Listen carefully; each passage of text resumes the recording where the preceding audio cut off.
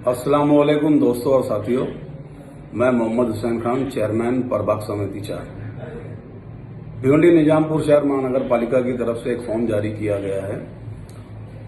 जो मजदूर भिवंडी में परेशान थे, गांव जाने के लिए जो पैदल निकल रहे थे, साइकिल से जा रहे थे, तो उनके लिए हमारी स्टेट गवर्नमेंट ने एक निर्णय लिया है, फैसला किया है कि जो लोग अपने वतन जाना चाहते हैं, जो कामगार हैं या जो भी हो, अपने गांव घर वतन अपने जाना चाहते हैं, उनके लिए एक फॉर्म जारी किया गया है।